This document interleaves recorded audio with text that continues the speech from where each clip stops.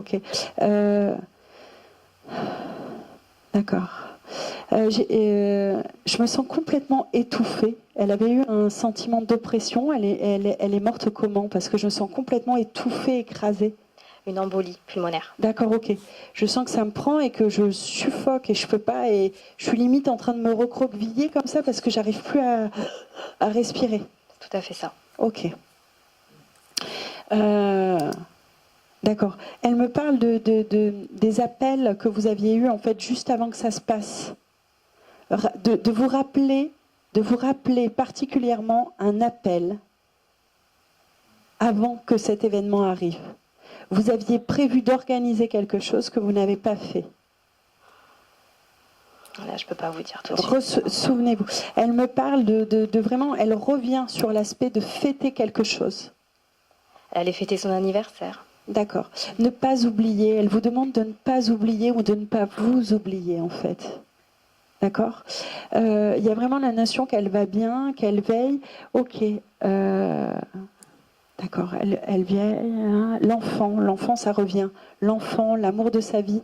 Il y a une forme de, pas d'inquiétude, mais en ce moment, on dirait que le petit bout, soit il est balbotté, soit ça va pas. En tout cas, ce qui revient, c'est ça, c'est de ne pas oublier ce que l'on s'était dit ou de ne pas oublier. C'est en lien avec l'enfant, d'accord, parce qu'il est balbotté. Il faut faire quelque chose. Oui. Faut le poser en fait, cet enfant. Ok. Faut qu'il arrête d'être trimballé un peu partout comme ça. Et beaucoup d'amour. Elle me parle d'aimer, d'amour qu'elle n'a pas pu donner encore plus. D'accord. Ok. Oui. Aujourd'hui, elle est venue vraiment se présenter pour ça. Il y a vraiment une question d'enfant. Je sais pas où il est cet enfant là. Chez son père. D'accord. Et sa belle-mère, du coup. Ok. Et j'ai l'impression que ça.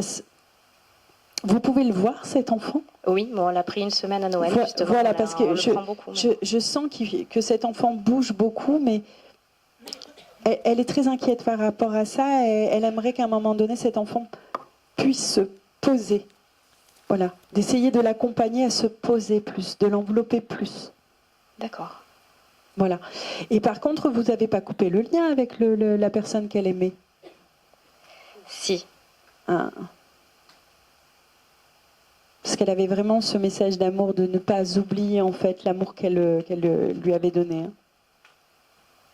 Ça a été, je lui dirai alors. Voilà, c'était assez important pour elle qu'il sache l'amour qu'elle avait et qu'elle a encore. Comment elle s'appelait cette jeune femme? Marilyn. Marilyn. Merci beaucoup Marilyn. Merci. Et merci à vous. Merci. Merci. Ok. Allez.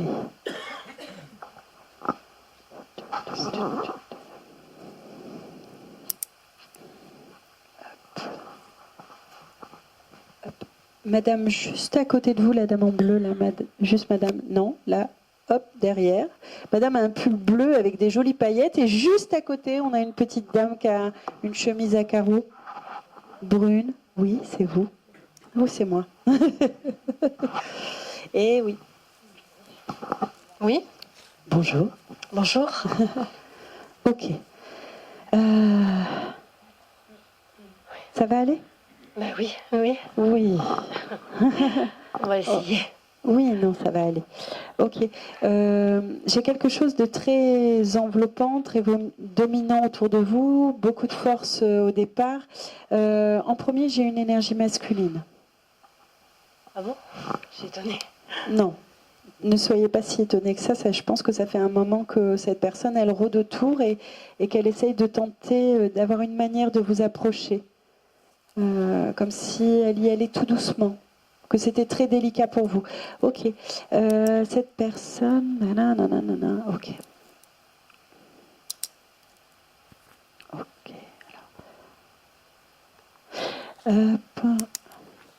J'ai l'énergie aussi... D'accord. Vous avez une sœur? Non. Est-ce que vous avez une jeune femme que vous assimiliez à une sœur ou quelqu'un proche de vous comme ça? Non. D'accord. Parce que j'ai l'énergie maternelle, mais qui me parle en fait comme si vous aviez... comme si elle avait une autre fille ou quelqu'un de qui elle est proche ou quelque chose comme ça. C'est-à-dire qui j'aurais l'intermédiaire entre... Alors, il y a un monsieur, pour moi, c'est un monsieur très dominant, très paternel, très enveloppant, qui a besoin un petit peu soit de se repentir, ou en tout cas, il arrive à tâtons vers vous comme si c'était délicat, qu'il fallait qu'il fasse attention, qu'il n'était pas forcément attendu, mais voilà. Et après, vous avez donc la douceur d'une femme qui me parle en fait d'une personne, d'une autre personne qui vous accompagne ou qui est à côté, qui est assimilée à une sœur comme vous, une bonne valeur. Cette femme, alors on va y aller, cette femme. Cette femme, elle a les cheveux mi-longs, à peu près, légèrement ondulés. Ok, elle me montre un aspect un petit peu plus montagne. Peut-être c'est quelqu'un en fait qui aurait plus vu des côtes un peu plus montagneuses, pleines, comme si elle avait beaucoup bougé dans son enfance, ou en tout cas que le lieu qui l'a ramené à son enfance, cette femme, c'était ça. Je suis beaucoup assise devant une fenêtre, j'ai un grand jardin. Ben, ma grand-mère, mais elle est âgée, quoi. D'accord. J'ai beaucoup de fleurs. Oui, ma grand-mère maternelle. D'accord. Avec des fleurs. Ok. Ok. Vous alliez chez elle avec une autre personne? Avec ma cousine. D'accord. Vous étiez proche avant? De ma grand-mère maternelle? Non, de votre cousine. Oui, avant, oui. Avant. C'est pour ça que je précise. Oui. Ok. Parce que cette personne, quand elle me parle d'une femme et que c'était comme deux sœurs avant. Donc vous alliez chez elle en vacances et vous étiez très proches, vous faisiez beaucoup de choses ensemble. Elle me parle beaucoup de cheveux. De cheveux. Non, cheveux, non. Brosser les cheveux. Non. Ok, brosser les cheveux. Elle s'occupait. Quand vous alliez en vacances, vous étiez toute seule avec sa cousine, avec votre cousine? Ben non, enfin, nous avions d'autres cousins, deux cousins, une cousine. Donc nous étions 5. Parce qu'elle me parle des filles, des cheveux, que c'était compliqué, les filles, cheveux à coiffer. Vous aviez les cheveux plus longs, plus jeunes? Ben non, c'était le contraire, on avait les cheveux courts. D'accord. Elle me dit, il y a toujours eu un gros problème avec les cheveux. Elle me parle des cheveux. Alors pourquoi, je ne sais pas. C'est en lien avec vous et une jeune femme qui était tout le temps avec vous. Pour moi, c'est votre grand-mère. Elle me parle vraiment de fleurs, d'endroits où elle aimait bien être à l'extérieur, tout ce qui était... C'était quelqu'un qui quand même avait la main verte et qui aimait beaucoup, soit elle avait une grande vitre ou quelque chose qui donnait vraiment sur l'extérieur et sur un jardin. Elle était vraiment, j'avais besoin d'avoir la vue des fleurs, ou en tout cas les fleurs, c'est quelque chose qui m'apaisait ou qui me permettait de partir, de sortir. Il y avait un petit banc ou quelque chose comme ça au milieu d'un jardin. Elle avait des arbres fruitiers.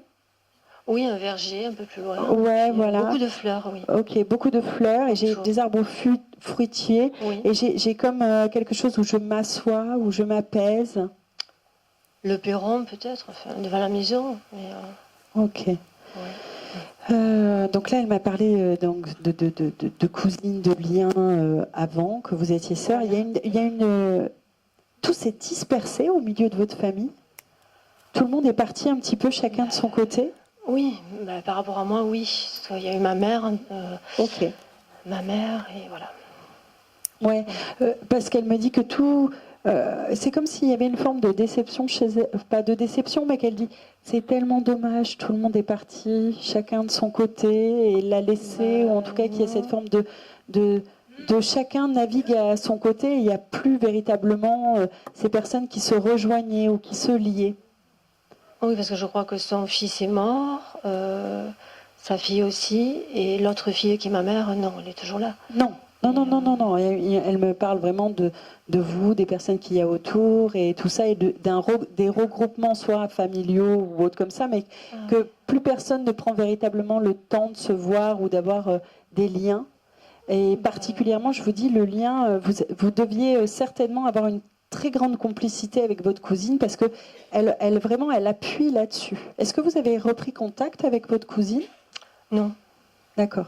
Est-ce qu'il y a elle me parle de démarches ou de choses à faire pour prendre... là, vous êtes en train de faire des démarches?